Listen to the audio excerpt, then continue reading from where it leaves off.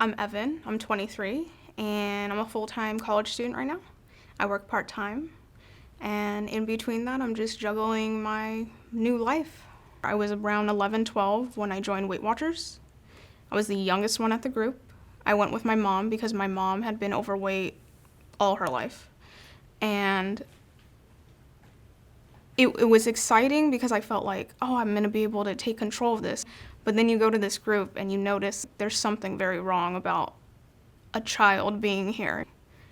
And the bigger I got, the more I isolated myself. I didn't want to hang out with people my age because no one else my age was my size. My mom was a single parent and we did have help with family, but she's juggling a bunch of stuff. So there are times where convenience is an issue. I gotta pick up dinner, it's gotta be quick, and it's gotta get going now.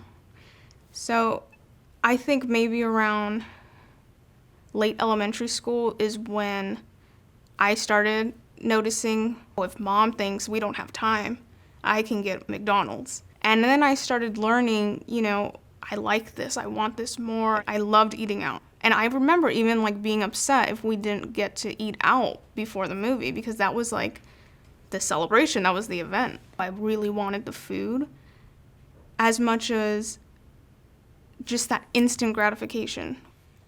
I do think it's an addiction, and the reason I think so is because there was a certain point where I was eating and I knew I was full and I knew it wasn't my last meal, but I thought I cannot leave that sitting there.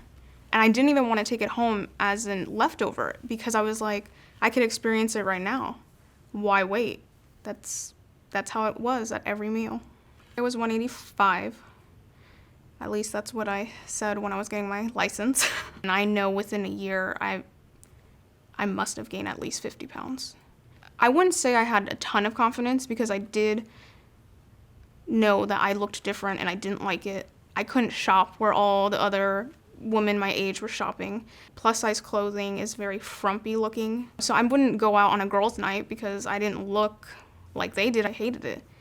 But then I go to college and I had this confidence because it's a new year, I'm an adult, I'm really ready to start my life. In my first day of school, I made it into the desk, but I thought, oh my gosh, when I get up, I don't know if it's gonna be a struggle, and I felt everyone watching me, and I went home and I just knew this is gonna be hard.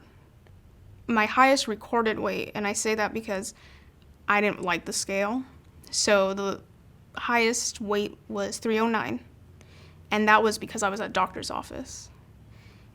And the odd thing is, it shocked me, but not as much as it should have. And I don't know if that was because I was trying to cheer myself up, or I didn't want to just face it. So in my head, I was just like, oh, well, a lot of people lose weight. 309, that's doable. I was very active. I never had high blood pressure. I never had diabetes. I played sports. I worked at Disneyland where I was on my feet all the time. And I didn't feel exhausted, but I did feel aches and pains. But once you start having issues with putting a seatbelt on in your own vehicle, and you notice people see you differently and treat you differently. There was a point where I interviewed for a job. As soon as I left that interview, I knew there's no way she's gonna hire me. She saw me as this person who's gonna run around the store causing havoc just because of my weight. We ate for everything. We ate because we were happy. We ate because we were in love. We ate because we were sad. How bad is this one meal gonna hurt us? But it's another meal, another meal, a meal, another meal. My mom was always really supportive of me, and she always wanted me to have confidence. But I hated going into a dressing room knowing nothing was gonna fit, and my mom was always like, that's okay, I'll find something else. She was perky about it, and she was always my main supporter.